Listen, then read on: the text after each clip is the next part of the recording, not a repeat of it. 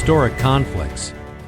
In the last decades of the 19th century, the world watched as the red banners of the British Empire unfurled across continents, stretching from the Emerald Hills of Ireland to the vast plains of India. It was an age defined by ambition and conquest, a time when the thunder of British boots echoed in distant lands, and the sun famously never set on Queen Victoria's domain. Yet, in the southern reaches of Africa, beyond the shimmering grasslands and the great rivers, a kingdom flourished that would not bow quietly to imperial might. Here, amid the rolling hills and thorny brush, the Zulu nation stood proud, its warriors renowned for their courage, discipline, and the sharp glint of their Ikawa spears. In 1879, the British Empire turned its gaze toward the Zulu Kingdom, a realm forged in blood and unity by King Shaka decades before. The Zulu were more than just a tribe. They were a nation of fierce warriors, bound by tradition and honor. Their shields, made from oxhide, bore the marks of countless battles. Their weapons, like the akluwa, were designed for the deadly work of close combat, short and broad for stabbing, wielded with skill and ferocity. Gathered in disciplined ranks, their warriors moved in formations perfected over generations, most famously the buffalo horns, an ingenious tactic that would, for a time, confound even the mightiest army in the world. As the imperial redcoats advanced across the African veldt, the stage was set for a clash that would shake both empires and imaginations. The British, barbarian, confident in their discipline and advanced weaponry, marched with columns of men, their Martini Henry rifles glinting in the sunlight. Their tactics were shaped by centuries of European warfare, linear formations designed to unleash devastating volleys of gunfire. But against them stood the Zulu, who moved with the land itself, swift, silent, and deadly. Animated maps reveal the genius of Zulu tactics. At the heart of their approach was the buffalo horns. The head or chest would pin the enemy in place, while the horns curled around to encircle and attack from the flanks. The loins, or reserves, waited behind, ready to reinforce or exploit a breakthrough. This was not the work of primitive warriors. It was evidence of strategic brilliance, honed by years of regional warfare. The British, under the command of Lord Chelmsford, underestimated their foe. In January of 1879, they invaded Zulu territory, intent on a quick victory. Their camp at Isandlwana was pitched carelessly, without laager or proper defenses. The men spread thin and their supplies far from reach. As the sun rose on January 20, the British believed themselves secure, confident that their firepower could withstand any attack. But beneath the tall grass and behind the hills, thousands of Zulu warriors gathered silently, their bodies painted for war, their eyes fixed on the enemy. With a signal, the horns of the buffalo swept forward. In a sudden, deafening roar, the Zulu charge began, an unstoppable wave of humanity surging toward the British lines. Slow motion reveals the moment of impact.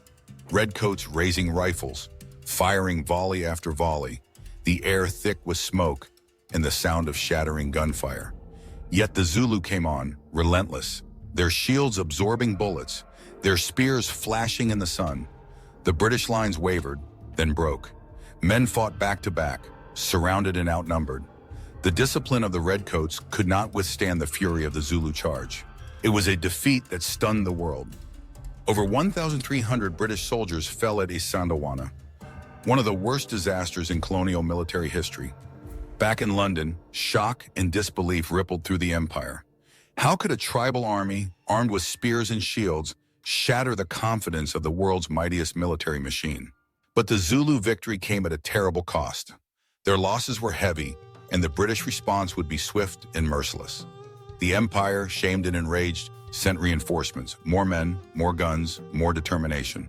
The campaign shifted into a brutal war of attrition, with villages burned and warriors hunted. The final confrontation came at Ulundi, the royal capital of the Zulu. Here, British discipline and industrial weapons met the spirit of the Zulu people head-on. The British formed an impregnable square, bristling with rifles and artillery. As the Zulu charged one last time, bullets tore through their ranks. The bravery of the warriors was undeniable, but courage alone could not withstand the iron storm of modern firepower. The Zulu ranks faltered, then broke. The kingdom's power was shattered, its people left to mourn a lost era. The Anglo-Zulu War is more than a tale of blood and conquest. It is a lesson in the limitations of power, the unpredictability of battle, and the enduring strength of the human spirit. Three truths rise from the ashes of Isandlwana and Ulundi, echoing down the generations. First, even the greatest empires, led by seasoned generals and equipped with the latest technology, are not immune to defeat. Overconfidence, underestimation of the enemy, and poor planning can undo centuries of tradition in a single day. At Isandlwana, the British learned that lesson in the harshest way possible, the cost of arrogance, measured in lives lost and honor stained. Second, the Zulu were not just warriors of the spear and shield.